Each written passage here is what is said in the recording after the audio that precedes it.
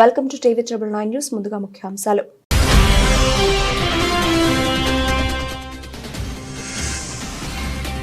ఆర్ఆర్ఆర్ పనులు 5 ప్యాకేజీల్లో చేపట్టాలని నిర్ణయించి టెండర్లు ఆహ్వానించిన ఎన్హెచ్ఏఐ. సీఎం చొరవ, తన కృషికి దక్కిన ఫలితమన్న మంత్రి కోమటిరెడ్డి.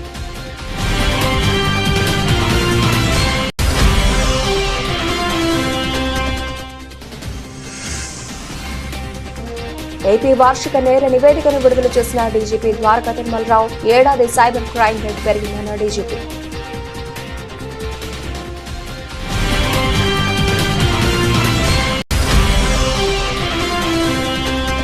మైంసా పట్టణంలో సమగ్ర శిక్ష ఉద్యోగుల దీక్షా శిబిరాన్ని సందర్శించిన ముధోల్ ఎమ్మెల్యే. అధికారంలోకి వస్తే ఎస్ఎస్సీ ఉద్యోగులను క్రమబద్దీకరిస్తామన్న రేవంత్ రెడ్డి హామీ ఏమైందన్న పవార్ రామారావు పటేల్.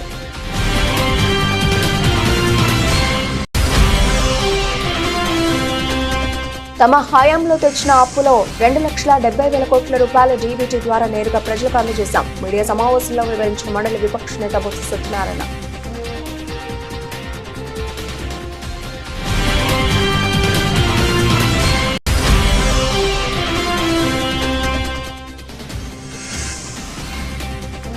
యాదగిరిగుట్టపై దర్శన క్యూ లైన్ గ్రిల్లో ఇరుక్కున్న బాలుడి తల కాపాడిన భక్తులు.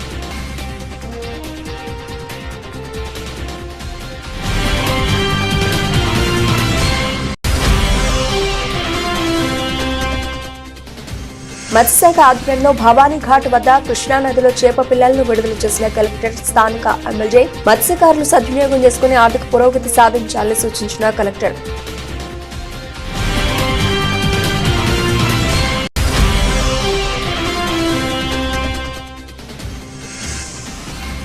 గవాస్కర్ కాళ్లు మొక్కిన నితీష్ రెడ్డి తండ్రి. వైరల్ అవుతోన్న emotional video.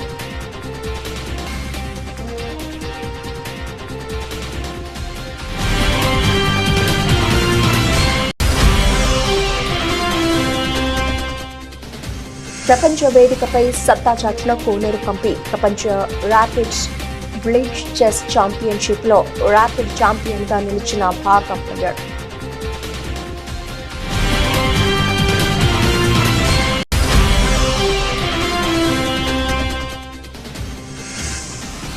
Kapil Dev record చిత్తు చేసిన బుమ్రా.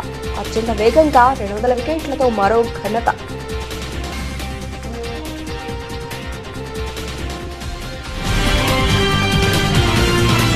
హైదరాబాద్ ప్రాంతీయ వలయ రహదారి రీజనల్ రింగ్ రోడ్ ఆర్ఆర్ఆర్ ఉత్తర భాగం పనులకు కేంద్రం శ్రీకారం చుట్టనుంది. గ్రీన్ఫీల్డ్ రీజనల్ ఎక్స్ప్రెస్ వేగా వ్యవహరించే ఈ రహదారిని 4 వరుసలుగా జాతీయ రహదారుల ప్రాధికార సంస్థ ఎన్హెచ్ఏఐ నిర్మించనున్న నేపథ్యంలో ఈ పనులో 5 ప్యాకేజీలు చేపట్టాలని నిర్ణయించి తాజాగా టెండర్లను ఆహ్వానించింది. దీనిపై తెలంగాణ రోడ్లు మరియు భవనాల శాఖ మంత్రి కోమటిరెడ్డి వెంకటరెడ్డి స్పందించారు. కాంగ్రెస్ ప్రభుత్వం ఏడాదిలోనే సాధించిన అద్భుత విజయం ఇది అని పేర్కొన్నారు. ముఖ్యమంత్రి రేవంత్ రెడ్డి చొరవ, తన కృషికి దక్కిన ఫలితం ఆర్ఆర్ఆర్ టెండర్లు అని చెప్పుకొచ్చారు. తెలంగాణ రాష్ట్ర చరిత్రలో సువర్ణాక్షరాలతో లెక్కించే రోజు అని తెలిపారు. ఆర్ఆర్ఆర్ తెలంగాణ బిడ్డల బంగారు భవిష్యత్తుకు బాటలు వేస్తోందని అన్నారు. ఆర్ఆర్ఆర్ పనులకు సంబంధించి టెండర్లు ఈ నెల 27వ తేదీ నుంచి ఫిబ్రవరి 14వ తేదీ వరకు ఉదయం 11:30 వరకు స్వీకరిస్తారు. 14వ తేదీ ఎన్హెచ్ఏఐ టెండర్లు తెరవనుంది. ఆర్ఆర్ఆర్ కోసం సీఎం రేవంత్ రెడ్డితో కలిసి అనేక సార్లు కేంద్ర రోడ్డు రవాణా జాతీయ రహదారుల శాఖ మంత్రి నితిన్ గడ్కరీకి వినతులు సమర్పించామని మంత్రి కోమటిరెడ్డి వెంకటరెడ్డి తెలిపారు. 2017లోనే రీజనల్ రింగ్ రోడ్డు ప్రతిపాదించిన గత ప్రభుత్వ నిర్లక్ష్యం కారణంగా పనులు ముందుకు సాగలేదని విమర్శించారు. 2023 డిసెంబర్లో పదవి చేపట్టిన నాటి నుంచి రీజనల్ రింగ్ రోడ్డు కోసం నిరంతరం కృషి చేశానని మంత్రి కోమటిరెడ్డి వెంకటరెడ్డి తెలిపారు. ఆంధ్రప్రదేశ్లో సైబర్ నేరాలు గణనీయంగా పెరిగాయి. ఒక ఏడాదిలోనే 1,229 కోట్ల రూపాయల సొత్తును సైబర్ నేరగాళ్లు కొల్లగొట్టారు. ముఖ్యంగా ఫోన్ కాల్స్ ద్వారా పోలీసులకు 2,23,378 ఫిర్యాదులు అందడం రికార్డు. 2024లో రాష్ట్రంలో జరిగిన నేరాలను డీజీపీ ద్వారకా తిరుమలరావు వెల్లడించారు. సగటున రోజుకు 3.36 కోట్ల రూపాయలను సైబర్ నేరగాళ్లు డబ్బును దోచుకున్నారని వివరించారు. 2023లో ఫోన్ కాల్స్ ద్వారా 4,74,391 కాల్స్ రాగా 682 కేసుల్లో 173 కోట్ల రూపాయలను బాధితులు నష్టపోయారు. 2024లో 52.4% ఫిర్యాదులు పెరగక బాధితుల నుంచి 610% సొత్తును కోల్పోయారని డీజీపీ తెలిపారు. రాష్ట్రంలో కూటమి ప్రభుత్వం అధికారంలోకి వచ్చిన తర్వాత గంజాయి మాదక ద్రవ్యాలను అరికట్టడానికి పెద్ద ఎత్తున చర్యలు చేపట్టినా కానీ గతంలో కంటే ఎక్కువగా కేసులు నమోదయ్యాయని తెలిపారు. మొత్తంగా అన్ని రకాల నేరాలపై గతేడాది 97,760 కేసులు నమోదు కాగా ఈ సంవత్సరం 92,094కు పరిమితమైందన్నారు. ఏడాది హత్యలు, అత్యాచార యత్న కేసులు తగ్గగా లాభం కోసం హత్యలు, దోపిడీలు, పగలు, రాత్రి వేళలో ఇళ్లలో దొంగతనాలు ఎక్కువయ్యాయని తెలిపారు. క్రైమ్ రిడక్షన్ జరిగింది. మీరు చూద్దరు కానీ కొన్ని క్రైమ్ సెంటర్స్ లో పెరిగింది. అవి మీకు అసలు చూపిస్తాను. కొన్ని ముఖ్యంగా సైబర్ క్రైమ్ వీటిలో కొంత ఎక్కువ జరిగిన క్రైమ్ ఎక్కువ జరిగింది, అది చూపిస్తాను. అదర్వైజ్ జనరల్గా క్రైమ్ టోటల్గా నియంత్రించగలిగాం. అదేవిధంగా ఎక్కడైతే అఫెన్స్ జరిగినాయో వెంటనే త్వరితగతిన పోలీసు వారు రెస్పాన్స్ ఇవ్వడం, చాలా శాస్త్రీయంగా సైంటిఫిక్ ఇన్వెస్టిగేషన్ చేయడం ద్వారా క్రైమ్స్ అన్ని దాదాపు మేజర్ క్రైమ్స్ పెద్దగా జరిగిన పెద్ద సెన్సేషనల్ క్రైమ్స్ అన్ని కూడాను సక్సెస్ఫుల్గా డిటెక్ట్ చేయడం జరిగింది. ముద్దాయిల్ని పట్టుకునే తీరు కూడాను చాలా ఫాస్ట్గా ముద్దాయిల్ని అరెస్ట్ చేయడం జరిగింది. ముఖ్యంగా టెక్నాలజీని బాగా ఎక్స్టెన్సివ్గా వాడటం జరిగింది. అది ఫింగర్ ప్రింట్స్ దగ్గర నుంచి డ్రోన్స్, సీసీటీవీ ఫుటేజ్, అదేవిధంగా మాకు ఉండేటువంటి మిగతా టూల్స్ అవన్నీ కూడా నేను ఎక్స్ప్లెయిన్ చేయను. అవన్నీ చేయడం ద్వారా క్రైమ్ డిటెక్షను, అదేవిధంగా ప్రివెన్షన్ కూడా బాగా జరిగింది. Police infrastructure in general improve చేయడం జరిగింది. అంటే కొన్ని విషయాల్లో అప్పటి వరకు పనిచేస్తున్న కొంత ఎక్విప్మెంట్ కూడా పనిచేయకపోవటం, లేకపోతే యాన్యువల్ మెయింటెనెన్స్ లేక మూలబడిపోయిన ఎక్విప్మెంట్ మళ్ళీ రెస్టోర్ చేయటం, అదేవిధంగా కొన్ని కొత్త వింగ్స్ ఏర్పాటు చేయడం జరిగింది. సిబ్బందికి ఇవ్వాల్సినటువంటి అడ్మినిస్ట్రేటివ్ మ్యాటర్స్లో అయితేనేమి, అదేవిధంగా వెల్ఫేర్ విషయంలోనూ ప్రత్యేకంగా శ్రద్ధ చూపించడం ద్వారా వాటిలో నూతన ఉత్సాహం కలిగించడం, వాళ్ళ మొరైల్ మోటివేషన్ పెంచడం కూడా చేయగలిగాము. ఈ సంవత్సరం మొత్తంగా మేము ఆలోచించేది ఏంటంటే గట్టిగా పనిచేసి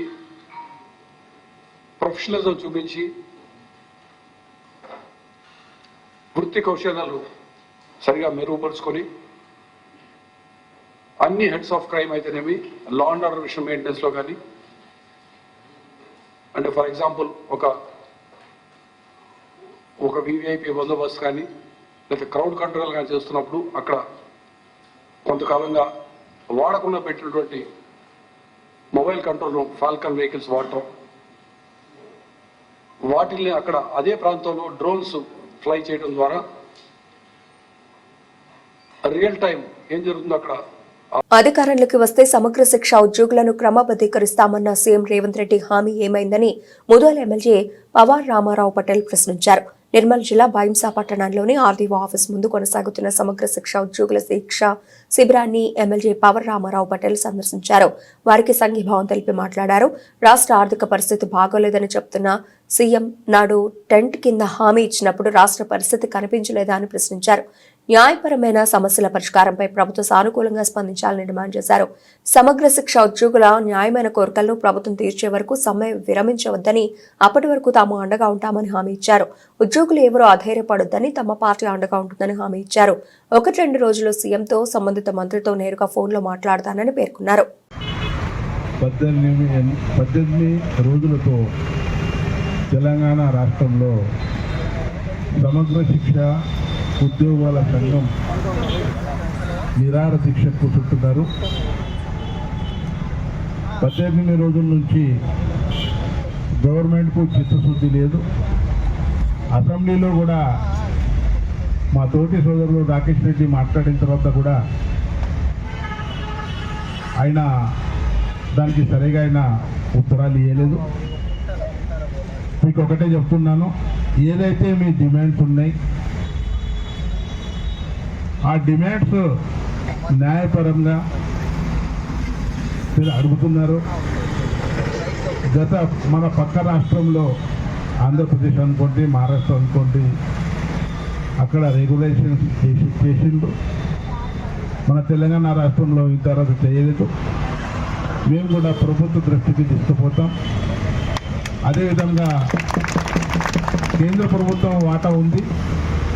ఖచ్చితంగా కేంద్రంలో ఉన్న మా తెలంగాణ మంత్రులు కిషన్ రెడ్డి గారు, బండి సంజయ్ అన్న గారు వారి దృష్టికి తీసుకుపోయి కేంద్రంలో కూడా దాని విషయం నేను ప్రత్యేకంగా చర్య తీసుకోవాలని చెప్పడం జరుగుతుంది. అదేవిధంగా ఒక బడే భాయ్ మాషా అల్లా, చోటా భాయ్ శుభాన్ అల్లా అంటే కేసీఆర్ కూడా ఈ న్యాయం చేయలేదు, రేవంత్ రెడ్డి కూడా న్యాయం చేయకొచ్చిందని చాలా ఘోరంగా ఉంది ఇది. రేవంత్ రెడ్డి గాంధీ కుటుంబం అంటాడు, రాహుల్ గాంధీ అంటాడు, సోనియా గాంధీ అంటాడు, ఇందిరాగాంధీ అంటాడు, ప్రియాంక గాంధీ అంటాడు. ఈ కస్తూర్బా గాంధీ ఎవరు? గాంధీ కుటుంబమే కదా. కస్తూర్బా గాంధీ కుటుంబానికి మేము న్యాయం చేయకుంటే గాంధీ కుటుంబంలో ఉన్న ఎడ్యుకేషన్ గురించి ఏదైతే సర్వశిక్ష అభియాన్లో టీచింగ్ స్టాఫ్ ఉంది, నాన్ టీచింగ్ స్టాఫ్ ఉంది, టెక్నికల్ పర్సన్స్ ఉన్నారు, డిఎల్ఎస్ ఉన్నారు, వాళ్ళకి న్యాయం చేయకుంటే మా తెలంగాణ రాష్ట్రానికి ఏం న్యాయం చేస్తామని రేవంత్ రెడ్డి గారికి నేను సవాల్ ఇస్తున్నాను. రేవంత్ రెడ్డి గారు, మీరు అన్ని విధాలుగా ప్రతి ఒక్క మాటకు ఎలక్షన్ కన్నా ముందు 420 హామీలు ఇచ్చారు. ఆల్రెడీ 420 గుండా అన్నట్లే ఇది 420 గుండా 420 హామీలు ఇచ్చాడు. ఒక మా తెలంగాణ రాష్ట్రంలో కొనసాగుతున్నాయి. సోదరులు చెప్పారు ఇందాక, అంటే పక్క రాష్ట్రాల్లో ఆంధ్రాలో సమస్య పరిష్కారం దిశగా వాళ్ళు మంచి వేతనాలు పొందుతున్నారు. మాకంటే ఎక్కువ పేద రాష్ట్రం అయినప్పటికీ ఇతర రాష్ట్రాల్లో కూడా ఈ సమస్యను అక్కడి ప్రభుత్వాలు సాల్వ్ చేసినాయని చెప్తున్నారు. మరి ఇక్కడ ప్రభుత్వానికి మరి ఏం పుట్టిందో అర్థమైతే లేదు. 18 రోజుల నుంచి మీ ఉసురు తప్పకుండా రేవంత్ రెడ్డి గారిని చుట్టుముట్లాడుతుంది, ఉసురు కలుగుతుంది. తప్పకుండా మీకు రెగ్యులరైజ్ చేసినా రేవంత్ రెడ్డి ఊడిపోవడం ఏదో ఒకటి జరుగుతుంది. ఎందుకంటే ఎత్తేసిన వ్యవసాయం కావచ్చు, ఆడవాళ్ళు బాధపడ్డ రాష్ట్రం కావచ్చు, ఆ ఆడవాళ్ళ శాపనార్థంతో ఏ రాజ్యము నడవదని చెప్పి మన పెద్దలు చెప్పారు. కాబట్టి ఇంత పెద్ద ఎత్తున మీరు 80% మహిళా అంతరించిపోతున్న మత్స్య సంపదను తిరిగి పెంచడంతో పాటు మత్స్యకారులకు జీవనోపాధి కల్పించేందుకు నదీ తీర ప్రాంతాల్లో చేప పిల్లలను విడుదల చేస్తున్నట్లు జిల్లా collector doctor G Lakshmi Shah శాసనసభ్యులు యలమంచిలి సత్యనారాయణలో తెలిపారు. జిల్లా మత్స్యశాఖ ఆధ్వర్యంలో స్థానిక భవానీపురం సమీపంలో గల భవానీ ఘాట్ వద్ద జిల్లా కలెక్టర్ జి లక్ష్మీ షా, విజయవాడ పశ్చిమ నియోజకవర్గ శాసనసభ్యులు యలమంచిలి సత్యనారాయణ కృష్ణానదిలో చేప పిల్లలను విడుదల చేశారు. ఈ సందర్భంగా జిల్లా కలెక్టర్ మాట్లాడుతూ మత్స్యకారుల సంక్షేమంతో పాటు మత్స్య సంపదను పెంచడానికి రాష్ట్ర ప్రభుత్వం కృషి చేస్తోందన్నారు. ఇందులో భాగంగా కృష్ణానది పరివాహక ప్రాంతంలో చేప పిల్లలను విడుదల చేయడం జరుగుతుందని, 7 నెలల అనంతరం మత్స్యకారులు ఉచితంగా చేపలను వేటాడి వాటిని విక్రయించుకుని ఆర్థిక ప్రయోజనం పొందాలన్నదే ఈ కార్యక్రమం ఉద్దేశం అన్నారు. ప్రభుత్వం కల్పిస్తున్న ప్రయోజనాలను మత్స్యకారులు సద్వినియోగం చేసుకుని ఆర్థిక పురోగతి సాధించాలని కలెక్టర్ కోరారు.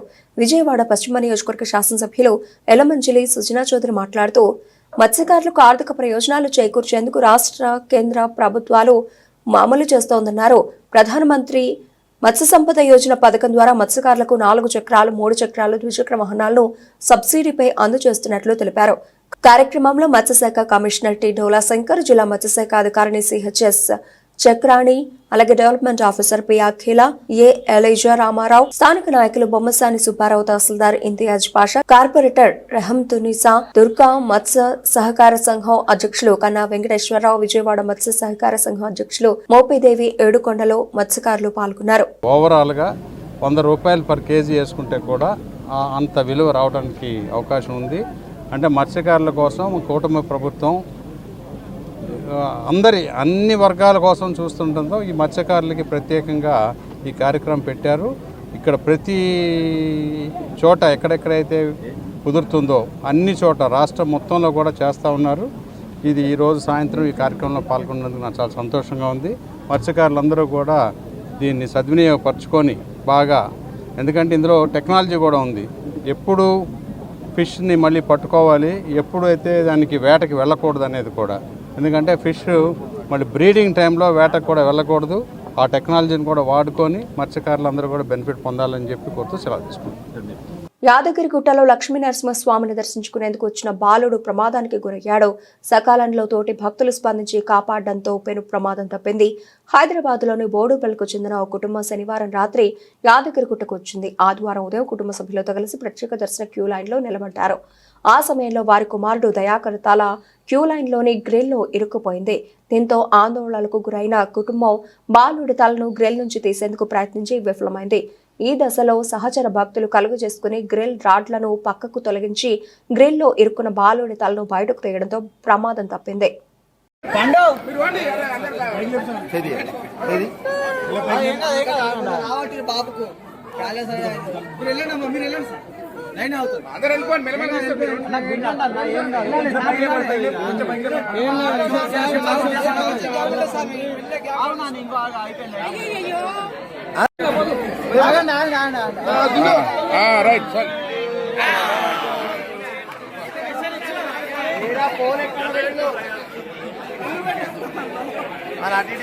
వైసీపీ లక్షల కోట్లు అప్పు చేసిందని బాకాలు పట్టుకొని ఊదేవారు. వచ్చిన 6 నెలల్లో 1,00,000 కోట్లు అప్పు చేసింది కూటమి ప్రభుత్వమని మండలి విపక్ష నేత బొత్స సత్యనారాయణ అన్నారు. ఆనాడు కార్పొరేషన్ అప్పులని గోలపెట్టి నేడు మార్క్ఫెడ్, సివిల్ సప్లైస్, ఏపీఎండీసీ కార్పొరేషన్ల నుండి కూటమి ప్రభుత్వం అప్పులు చేస్తూనే ఉందని, ఇవన్నీ కాక ప్రపంచ బ్యాంకు నుండి 15,000 కోట్ల రూపాయల అప్పు తీసుకున్నారని తెలిపారు. తమ హయాంలో తెచ్చిన 6 లక్షల కోట్ల రూపాయల అప్పుల్లో 2,70,000 కోట్ల రూపాయలు డీబీటీ ద్వారా నేరుగా ప్రజలకు అందజేశామని పేర్కొన్నారు. సీఎం చంద్రబాబు పెన్షన్ స్కీమ్లో పెంచిన 1000 ఇవ్వడం తప్ప చేసిందేమీ లేదని విమర్శించారు. వైసీపీ పార్టీ అప్పు చేసింది, ప్రభుత్వం లక్షల కోట్లు అప్పు చేసేస్తుంది అని చెప్పి రోజు బాగా పట్టుకుని ఊదేవారు. వాస్తవంగా అప్పులు ఎంత ఉన్నాయో ఏమిటనే విషయాన్ని కూడా వాస్తవంగా మనం ఆ రోజు చెప్పడం కూడా జరిగింది. సరే 14 కోట్లు అన్నారు, 14 లక్షలు అన్నారు, 10 లక్షలు అన్నారు. కాదు, ఆ బడ్జెట్లో మీరు పెట్టిన లెక్క చూసుకుంటే 5 లక్షల కోట్లు చిల్లరకే వచ్చిందనే విషయాన్ని కూడా మనం చెప్పడం కూడా జరిగింది. అయినా సరే మళ్ళీ కార్పొరేషన్ అన్నారు, కార్పొరేషన్ కూడా కలుపుకుని అన్నీ కలుపుకున్నా సరే 6 లక్షల కోట్లు దాటలేదనే విషయాన్ని కూడా చెప్పడం జరిగింది. ప్రభుత్వం వచ్చి 6 నెలలు దాటి 7వ నెలలు ఇంకా అడుగు పెడుతుంది. ఇవాళ కూటమి ప్రభుత్వం వచ్చి రాష్ట్రంలో ఇప్పటికే 74,000 కోట్ల రూపాయలని అప్పు చేశారు. ఏది బడ్జెట్లో ప్రభుత్వం అప్పు చేసింది. ఆ రోజు కార్పొరేషన్లో అని గొడవపెట్టారు. ఇప్పుడు కార్పొరేషన్ నుంచి కూడా అప్పులు తీసుకుంటున్నారే. ఆల్రెడీ తెలుసు మనందరికి కూడా. మార్కెట్ నుంచి తీసుకున్నారు, సివిల్ సప్లైస్ తీసుకున్నారు, ఏపీఎండీసీ నుంచి తీసుకున్నారు. మీ కార్పొరేషన్ కూడా అప్పు తీసుకున్నారే. ఏది ఈ 74,000 కోట్లు కాకుండా, ఈ 74,000 కోట్ల రూపాయలు కాకుండా ఇది కూడా మళ్ళీ అప్పు తీసుకున్నారు. మళ్ళీ ఇవన్నీ కాకుండా మళ్ళీ ప్రపంచ బ్యాంక్ నుంచి, వరల్డ్ బ్యాంక్ నుంచి, అలాగే ఏడీబీ ద్వారా మళ్ళీ ఇంకో 15,000 కోట్ల అప్పు తీసుకున్నారు. వెరసి సుమారు 1,00,000 కోట్ల రూపాయలు ఈ 6 నెలలకి ఈ ప్రభుత్వం అప్పు తెచ్చింది.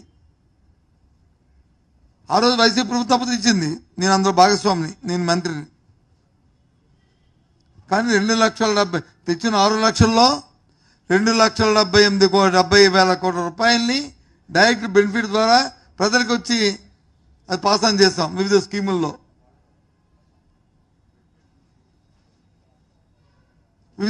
ఇచ్చాం. ఆ రోజు పెన్షన్ 3,000 రూపాయలు ఇచ్చాం. నువ్వు ఈరోజు ఒక పెన్షన్ 4,000 రూపాయలు తప్ప ఈ 1,00,000 కోట్లలో పెన్షన్ 4,000 రూపాయలు. భారత యువ క్రికెటర్ నితీష్ కుమార్ రెడ్డి ఆస్ట్రేలియాతో మెల్బోర్న్ టెస్ట్లో 8వ స్థానంలో వచ్చి అద్భుతమైన సెంచరీ చేయడంతో ఆయన తండ్రి ముత్యాల్ రెడ్డి ఎంతో ఎమోషనల్ అయ్యారు. మ్యాచ్ అనంతరం నితీష్ తండ్రి ముత్యాల్ రెడ్డి సునీల్ గవాస్కర్ కాళ్లు మొక్కారు. ఆ తర్వాత నితీష్ రెడ్డి సోదరి కూడా గవాస్కర్ పాదాలకు నమస్కరించారు. ఈ వీడియో ప్రస్తుతం సోషల్ మీడియాలో తెగ వైరల్ అవుతోంది. మెల్బోర్న్ టెస్ట్ 3వ రోజు ఆట ముగిసిన అనంతరం నితీష్ కుమార్ రెడ్డి కుటుంబం గవాస్కర్ తో సమావేశమైంది. ఈ సమావేశంలో నితీష్ తండ్రి భావోద్వేగానికి లోనయ్యారు. గవాస్కర్ కనిపించగానే ఆయనను ఆలింగనం చేసుకోవడానికి ముందు కాళ్లపై పడ్డారు. అలాగే మోకాళ్లపై కూర్చుని కాళ్లు మొక్కారు. అదేవిధంగా తన కుమారుడిపై ప్రశంసలు కురిపించిన మాజీ ఆటగాళ్లందరికీ ఆయన కృతజ్ఞతలు తెలిపారు. ఈ సమావేశంలో సునీల్ గవాస్కర్ నితీష్ కుమార్ రెడ్డి గురించి, అతని బ్యాటింగ్ గురించి మాట్లాడారు. అతను వజ్రమని కితాబిచ్చారు. మెల్బోర్న్ టెస్ట్ తొలి ఇన్నింగ్స్ లో 8వ స్థానంలో క్రీజ్ లోకి వచ్చిన నితీష్ రెడ్డి 189 బంతులు ఎదుర్కొని 114 పరుగులు చేశాడు. దాంతో ఇన్నింగ్స్ లో భారత్ తరఫున అత్యధిక పరుగులు చేసిన ఆటగాడుగా నిలిచాడు. నితీష్ ఆటను టెస్ట్ చరిత్రలోని అత్యుత్తమ ఇన్నింగ్స్ గా క్రికెట్ నిపుణులు విశ్లేషిస్తున్నారు. తాజా ఇన్నింగ్స్ తో భారత టెస్ట్ చరిత్రలో 8వ నంబర్ బ్యాట్స్మెన్ గా బరిలో దిగి 2వ అత్యధిక పరుగులు సాధించిన ఆటగాడుగా నితీష్ నిలిచాడు. అంతకుముందు 2002లో వెస్టిండీస్ పై అజయ్ రాత్రా అజయంగా 115 పరుగులు చేశాడు. కాగా మెల్బోర్న్ లో సాధించిన సెంచరీని నితీష్ కుమార్ రెడ్డి తన తండ్రికి అంకితం ఇచ్చారు.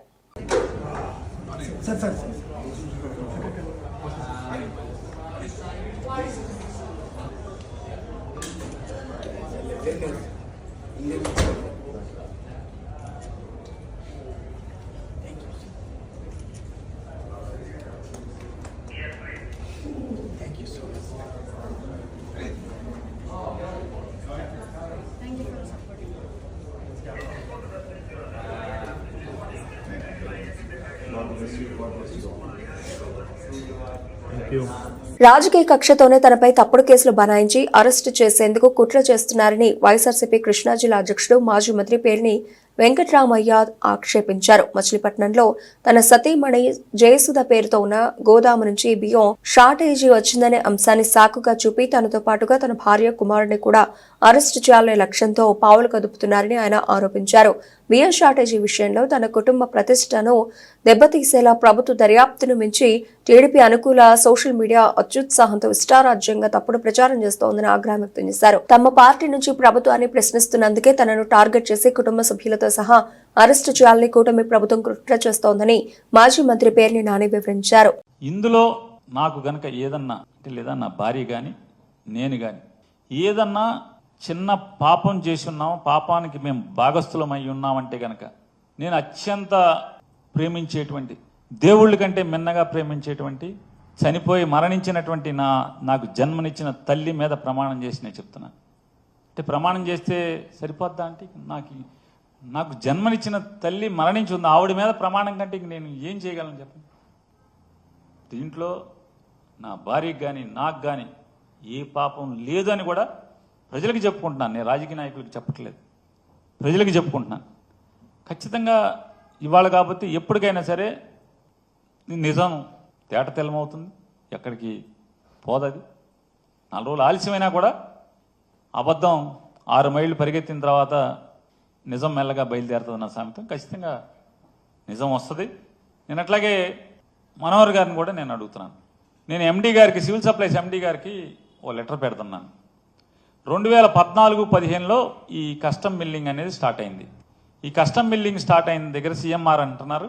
దీంట్లో 2014-15 నుంచి ఇప్పటి వరకు రైస్ మిల్లులకి ధాన్యం తోలి దానికి వెనక్కి ప్రభుత్వానికి బియ్యం 9 మాసాలు 10 మాసాలు అయినా కూడా ఆ ధాన్యాన్ని ఆడిచ్చి బియ్యంగా మార్చి పంపనటువంటి అప్పచెప్పనటువంటి డబ్బులు కట్టిన ఏ రైస్ మిల్లర్ మీదన్నా ఇంతవరకు క్రిమినల్ కేసు ఏదన్నా ఫైల్ చేశారా? నేను సమాచారం అడుగుతున్నా, ఆయనకి లెటర్ ఇస్తాను. అయితే మీరు మంత్రిగా ఉన్నారు కాబట్టి నేను మిమ్మల్ని కోరుకుంటున్నాను. మీరు చాలా పెద్ద మాటలు కూడా మాట్లాడారు, అంటే చాలా నిజాయితీగాతో కూడినటువంటి ఇదిగా మీరు చెప్పుకొచ్చారు. మీరు ఉద్యోగ ధర్మమే మీ ప్రధాన పాత్ర తప్పితే రాజకీయ కక్షలు లేవు. నేను ధర్మాన్ని న్యాయాన్ని కాపాడుతాకే ఉన్నానని కూడా అర్థం వచ్చేట్టుగా మీరు మీడియాలో మాట్లాడినట్టు నాకు ఎవరో చెప్పారు. నేను వారిని అడుగుతున్నాను, నేను ఎండీ గారికి ఏదైతే సమాచారం కావాలని అడుగుతానో వాటన్నిటికీ దయచేసి మీరు నిజంగా మీ ఉద్దేశం కరెక్టే అయితే ఆ సమాచారాన్ని నాకు ఇప్పించండి. ఇంతవరకు ఏదైనా మరి రైతుల దగ్గర ప్రభుత్వం ధాన్యం కొనుగోలు చేసి మిల్లర్కి ఆడిచ్చి తద్వారా పేదవాళ్ళ బియ్యం అంటున్నారు కదా, ఆ పేదవాళ్ళకి బియ్యంగా ఇస్తాకి ఇచ్చిన రైస్ మిల్లులు ఆ ధాన్యాన్ని మీకు అప్పచెప్పకుండా ఉంటే, అలాగే నేను కరెంటు డిపార్ట్మెంట్ని civil Team India pacer Jasprit Bumrah మరో ఘనత సాధించారు. టెస్ట్ క్రికెట్లో అత్యంత వేగంగా 200 వికెట్లు పడగొట్టిన ఇండియన్ పేసర్ గా రికార్డులకు ఎక్కారు. ఆస్ట్రేలియాతో మెల్బోర్న్ లో జరుగుతున్న బాక్సింగ్ డే టెస్ట్ లో 4వ రోజు ఆటలో ఈ రికార్డును తన పేరును రాసుకున్నారు.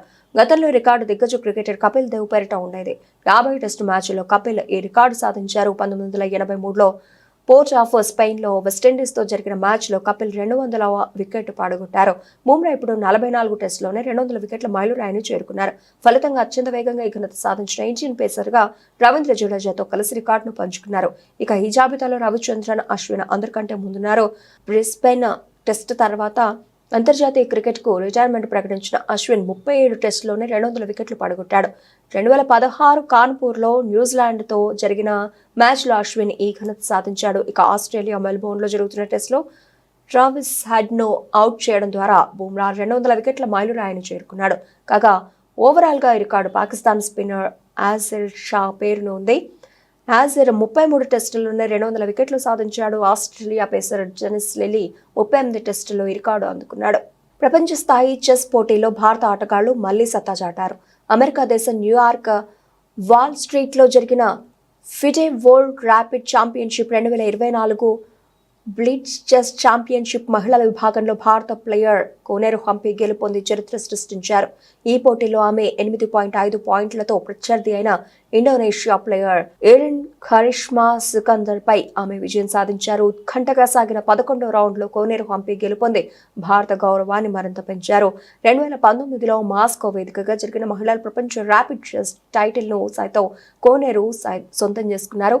కాగా ఇది ఆమెకు 2వ ప్రపంచ ర్యాపిడ్ చెస్ టైటిల్. మహిళల విభాగంలో ప్రపంచ ర్యాపిడ్ ఛాంపియన్ గా 2 సార్లు గెలిచి కోనేరు హంపి రికార్డు సృష్టించారు. బులెటిన్ ముగించే ముందు హెడ్లైన్స్ మరోసారి.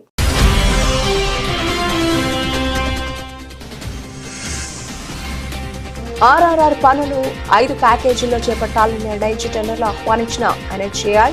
సీఎం చొరవ తన కృషికి దక్కిన ఫలితమన్న మంత్రి కోమటిరెడ్డి.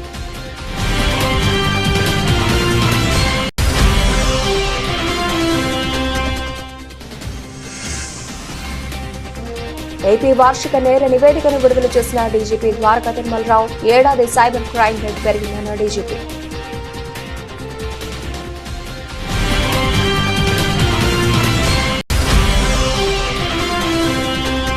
మైంసా పట్టణంలో సమగ్ర శిక్ష ఉద్యోగుల దీక్షా శిబిరాన్ని సందర్శించిన ముధోల్ ఎమ్మెల్యే. అధికారంలోకి వస్తే ఎస్ఎస్సీ ఉద్యోగులను క్రమబద్దీకరిస్తామన్న రేవంత్ రెడ్డి హామీ ఏమైందన్న పవార్ రామారావు పటేల్.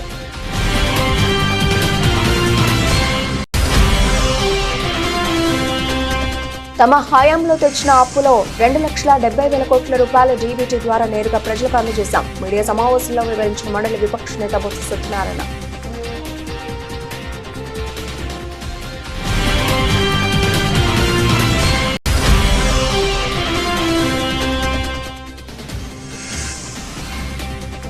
యాదగిరిగుట్టపై దర్శన క్యూ లైన్ గ్రిల్లో ఇరుక్కున్న బాలుడి తల కాపాడిన భక్తులు.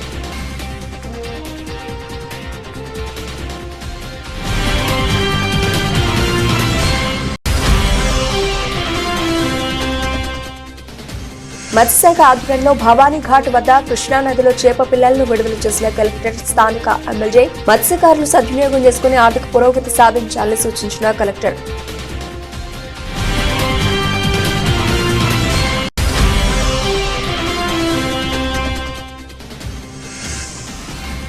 గవాస్కర్ కాళ్లు మొక్కిన నితీష్ రెడ్డి తండ్రి. మెగా వైరల్ అవుతోన్న emotional video.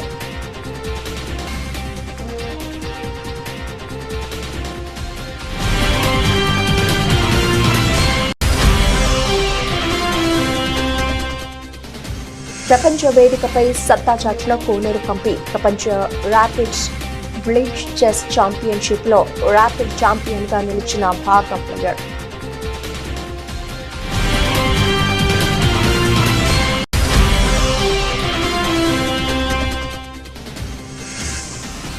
Kapil Dev record చిత్తు చేసిన బుమ్రా. అత్యంత వేగంగా 200 వికెట్లతో మరో ఘనత.